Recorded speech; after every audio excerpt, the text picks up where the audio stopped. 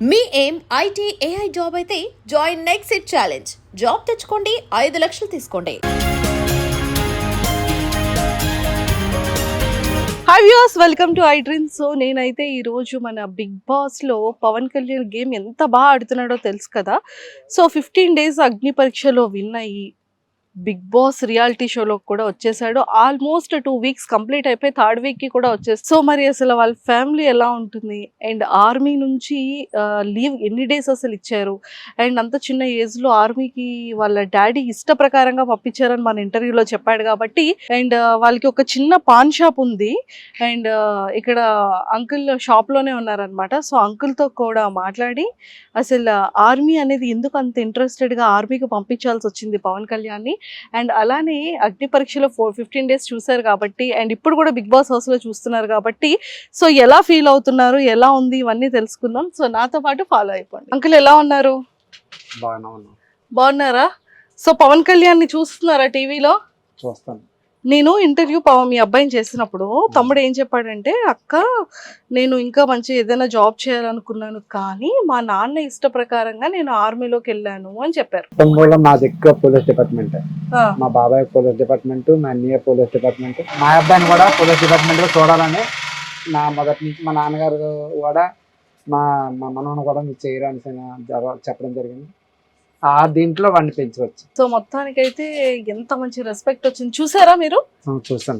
అగ్ని పరీక్షలో ఎలా ఆడాడు చూసాను.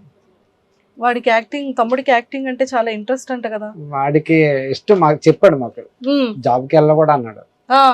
వెళ్ళను అంటే ఏది ఏమైనా సరే నువ్వు జాబ్కి వెళ్ళాల్సిందే, నువ్వు తాడు పట్టుకో, అదే నీ అదృష్టం బాగుండి తగిలితే అటు నుంచి నీ ఇష్టం ఏదైనా చూసుకో, నా ఉన్న స్తోమతలో నువ్వు జాబ్ సంపాదించుకొని నీ డబ్బుతో నువ్వేం చేసుకో నీ ఇష్టం, నా కర్తవ్యం నా ధర్మం ప్రకారం నేను చదివించాను, నువ్వు జాబ్ కొట్టిన వరకు కొట్టి నువ్వు ఎక్కడికి వెళ్ళిపోయినా నాకు అభ్యంతలేదు. సో ఇప్పుడు మరి 1 year మాట్లాడలేదంట మీతో జాబ్కి వెళ్ళిన తర్వాత? 1 year అమ్మా. 1 year 14 నెలలు. 14 నెలలు అంటే సంవత్సరం 2 నెలలు మాట్లాడలేదు. 2 నెలలు మాట్లాడాలి. మరి ఎప్పుడైనా మరి మీరు ఫోన్ చేయడం ఏమైనా చేసినా కట్ చేసేవాడు, మాట్లాడేవాడు కాదు. అంటే మనసులో అంత కోపం పెట్టుకున్నాడు. చాలా కోపం. ప్రేమ అలాగే ఉంటది, కోపం అలాగే ఉంటది. అది మాత్రం బాగా ఉంటుంది. సో ఇక్కడ ఎప్పుడైనా సెలవులకు వచ్చేటప్పుడు మీకు హెల్ప్ చేస్తూ ఉంటాడా? వస్తాడు. సెలవులకు వచ్చినా సరే ఎక్కువ వాళ్ళ తమ్ముడితో ఏదో చెప్పాలని చెప్తాడు, వాళ్ళ అమ్మతో ఏదో మాట్లాడతాడు. ఏదో 2 నిమిషాలు బాగున్నావా అంటాడు, ఏదైనా చెప్తే ఆలకితే అంటాడు, వెళ్ళిపోతాడు. మళ్ళీ ఫ్రెండ్స్ తో తిరుగుతాడు, మళ్ళీ వస్తాడు, మళ్ళీ వెళ్ళిపోతాడు. వచ్చిన 15 రోజులు 1 నెల రోజులు కూడా కనీసం పావుగంట కూర్చొని మాట్లాడే భోజనం కూడా మొత్తం కూర్చొని చేయడు. ఎందుకని? ఆడంతే నేను తిరగడానికి వచ్చాను ఇక్కడికి, నేను కూర్చొని ఊసలాడడానికి వచ్చాను అంటాడా? అంటాడు. ఓకే. ఆడికి తెలియదు ఇంటి దగ్గర వెళ్ళకుండా వాడు స్నానం చేసేటప్పుడు కూడా బాత్రూంలో నీళ్ళు నేనే పెట్టవలసి వచ్చేది. వాడిని అలా పెంచాం. మొత్తం అన్ని మీరే చేస్తారు? అన్ని. వాడు ఫస్ట్ క్లాస్ నుంచి అలా ఫస్ట్ వాళ్ళ అత్త దగ్గర పంపించాం. అక్కడ 4 సంవత్సరాలు 5 సంవత్సరాలు ఉన్నాడు. మాకు వెల్త్ ఇష్యూ అవడం వల్ల, మా ఆర్థిక పరిస్థితుల వల్ల మేము ఆల్రెడీ ఇక్కడ ఉండేవాళ్ళం కాదు, బయటలో ఉండేవాళ్ళం. ఏదో వ్యాపారం ఇచ్చి అక్కడికి వెళ్ళిపోయాం. వాడు పుట్టిన తర్వాత నాకు హెల్త్ ఇష్యూ అయిన తర్వాత వీడిని మా మేనత్ కడ పంపించాం. అక్కడ చూసుకున్న తర్వాత అక్కడి నుంచి మళ్ళీ హాస్టల్ జాయిన్ చేశాం రామచంద్రపురం. 10th వరకు చదివాడు. వాడిని అంతా బయటనే ఉంచాం. 10th నుంచి ఇక్కడ విజయనగరం తీసుకొచ్చి ఎంఎస్ ఫస్ట్ ఇయర్ వరకు ఇక్కడ చేశాడు. ఎంఎస్ ఫస్ట్ ఇయర్ రావగానే జాబ్ వచ్చింది. వెళ్ళ అన్నాడు, వెళ్ళిపో మళ్ళీ వచ్చేస్తున్నాను వెళ్ళిపోయి, నువ్వు వస్తున్నా ఇంటికి రావద్దని చెప్పేసాను. అంత పెద్ద మాట అన్నారా? చెప్పేసాను రావద్దని. అందుకే బాధపడ్డాడు. చెప్పాడు. వాడి ఇంటికి వెళ్ళి కాల్ ఎట్టుతాను, కాల్ ఇటు ఉంటది, సార్ నువ్వు చెప్పాడు. మరి ఏం చెప్పడానికి లేదు అక్కడ, నువ్వైతే రావద్దు ఇక్కడికి. ఇంకా కానీ తప్పదు, తల్లిదండ్రులు అయిన తర్వాత. కానీ ఈ రోజు ఆ రోజు అలా ఒగ్గిస్తే వచ్చిరా అన్నాను అనుకో, ఆడ పరిస్థితి ఎలా ఉంటుందో తెలియదు. సో అందుకే మంచి పొజిషన్ లో ఉన్నాడు. అందుకే పిల్లలు ఎప్పుడు తల్లిదండ్రుల మాట వినాలి. అలా పెద్దలు ఏంటంటే మేము అనుభవంతో చెప్తాం, వాళ్ళకి ఏంటంటే తల్లిదండ్రులు ఉన్నంత వరకు ఆ బాధ అనేది తెలియదు. నేను అనుభవించాను బాధ. మా అమ్మ నాన్న ఉన్నప్పుడు నేను ఎవరి మాట వినడా, చాలా ఎక్కడెక్కడో తిరిగి వచ్చి లాస్ట్కి వచ్చేసరి మళ్ళీ ఆ సుందరపేట వచ్చి రావచ్చు. ఇక్కడ బతుకు తీరే ఏదో గ్రామస్తులు పెద్దల మనుషులు అందరూ అంగీకారంతో ఏదో షాప్ పెట్టుకొని అలా బతుకు జీవిస్తారు. సో ఇప్పుడు బిగ్ బాస్ హౌస్ లో గేమ్ ఆడుతున్నాడు, మీకు ఎలా అనిపించింది? వాడైతే బాగా వాడు ఎక్కడ మాట్లాడాలో ఎక్కడ అవసరం అయితేనే మాట్లాడతాడు. వాడికి అవసరం లేని దాంట్లో దూరడు. వాడు మొదటి నుంచి వాడు ఇదే మాట్లాడాలనుకుంటే అది అక్కడ ఆడి విషయం ఉంటేనే మాట్లాడతాడు, లేకపోతే దూరడు, పక్కన ఉంటాడు. వాడు మొదటి నుంచి ఆడి మెంటాలిటీ. ఓకే. ఎవరని ఏమన్నా చెప్పితే ఏ విషయం చెప్పాడు అనుకో ముందు రియాక్షన్ అయిపోతాడు, అంటే ముందు నమ్మేస్తాడు. ఆ నమ్మడమే ఈ రోజు వాడికి ఆ బాధ కలిగింది. నమ్మడమే, ప్రతి వ్యక్తిని నమ్మేస్తాడు, ముందు నమ్మేస్తాడు. నమ్మేసిన తర్వాత వాళ్ళ గురించి తెలుసుకున్న ఉపయోగం ఉండదు, సై జారిపోతుంది, అయిపోయింది అంతా.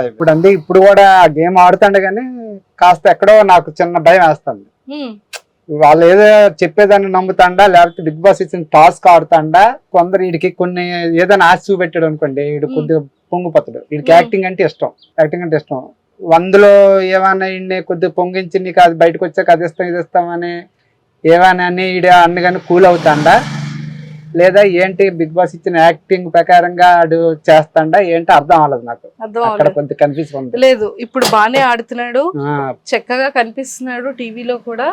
మీరు ఆ గంటన్నర ఎపిసోడ్ కాకుండా మళ్ళీ మనకి ఆన్లైన్ లో 24/7 వస్తుంది. వాళ్ళు ఉదయం లేచినప్పటి నుండి పడుకొని మళ్ళీ లేచేంత వరకు కంటిన్యూ వస్తూనే ఉంటది. సో అందులో అయితే మాత్రం అందరికి చక్కగా కనిపిస్తున్నాడు, టెన్షన్ పడాల్సిన పని లేదు. వాడు ఏమి అంత తెలివి తక్కువగా అంత చిన్న పిల్లడిగా ఏం లేడు, మీరు కంగారు పడకండి. అంతే, వాళ్ళు పెద్ద సెలబ్రిటీలు, అది మనం ఏదో సాధారణ కుటుంబం నుంచి ఏదో ఒక పల్లెటూరు నుంచి ఏదో మా బతుకు తీరు కోసం మేము ఇదైనా, అది ఎందుకు భగవంతుడు ఇచ్చాడు అవకాశాన్ని. వాడికంటే ఫుల్ పిచ్చి యాక్టింగ్ అంటే, చాలా పిచ్చి. హాస్టల్లో ఉన్నప్పుడు కూడా ఎక్కువ ఇంట్రెస్ట్ స్టేజ్ల మీద అక్కడ ప్రోగ్రామ్స్ వేస్తే యాక్టింగ్ వేసాడు. వాడికి అవార్డు కూడా ఇచ్చారు అక్కడ. అబ్బో, ఎక్సలెంట్, సూపర్. రామచంద్రపురంలో ఆ సారు వీడంటే ఆ సార్లు అందరూ పొంగిపోతారు, అంత దీని ఉంటారు. సో చక్కగా కనిపిస్తున్నాడు, చక్కగా ఆడుతున్నాడు. సో మీరైతే హ్యాపీ కదా? హ్యాపీ అమ్మ, నాకైతే హ్యాపీ. ఏ హ్యాపీ అయినా వాడు దాని కొద్ది భగవంతుడు ఎంతవరకు తీసుకెళ్తాడో వాడిది వాడే, నాది. ఇప్పుడు నేను డ్రైవర్, యాక్చువల్ అయితే నేను డ్రైవర్ శక్తి తగ్గిపోయింది, రోడ్డు మీద మరి తిరిగే ఓపిక లేదు కాబట్టి గ్రామస్తుల పెద్దలతో సహకారంతో ఏదో షాప్ అడుగు స్థలం అడుక్కొని షాప్ పెట్టుకుంటాను, ఏదో మా తల్లి ముగ్గురు బతుకుతాను, చాలు. మానవటాలకి ఇది బాస్. రిటైర్మెంట్ 45 years, ఇక నుంచి పరిగెట్టలేము, ఏది చేద్దామన్నా చేయలేము, తినడానికి గడిచిపోతే చాలు, అంతే. సంపాదించింది మోసుకెళ్ళిపోలేం. మరి మీకు పవన్ కళ్యాణ్ ఏం పంపించట్లేదా? వాడు ఇస్తాడు, నేను తీసుకోను కదా. మీరు తీసుకోరు కానీ పాపం ఇంట్లో వాళ్ళ మమ్మీకు ఎవరికో ఏది వాళ్ళ అమ్మకి వాడు ఇచ్చుకుంటే ఇస్తున్నా, నాకు అవసరం లేదు. నా కష్టాలతో నాకు అంతే. వాడికి పెళ్లి చేసే వరకు నా కష్టార్థమే. మా అమ్మ బాబు మా తాత ముసలి సంపాదించింది, వాడి పెళ్లికి నా డబ్బులతోనే చేస్తాను తప్ప ఆ డబ్బులతో నాకు అవసరం. అమ్మో, సూపర్.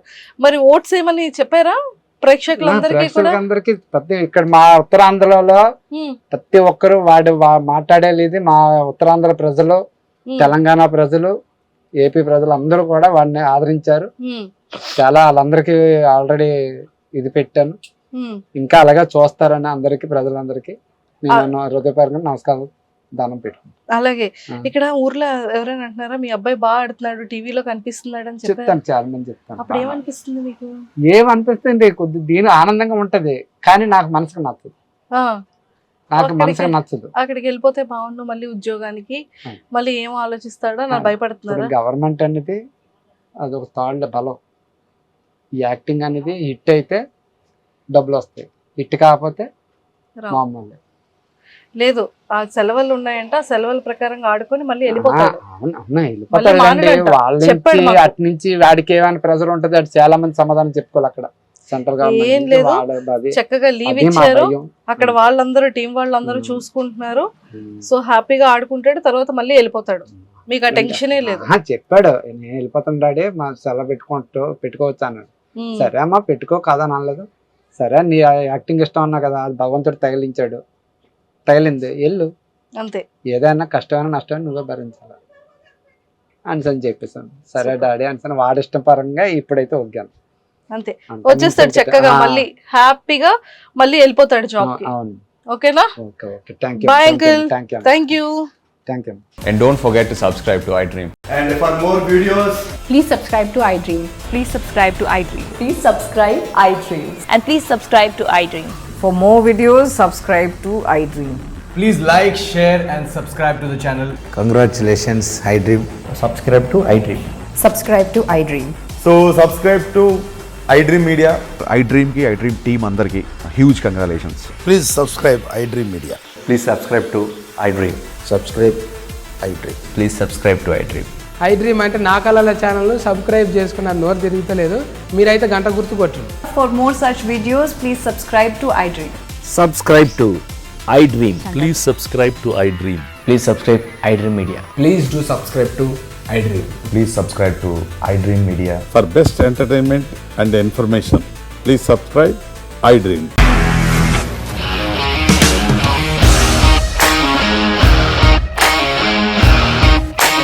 ఇండస్ట్రీలో కమిట్మెంట్ ఇష్యూస్ వస్తే నీకు కూడా వచ్చినట్టు మార్నింగ్ తీసుకెళ్ళాడంటే కొట్టి పడేస్తాడు.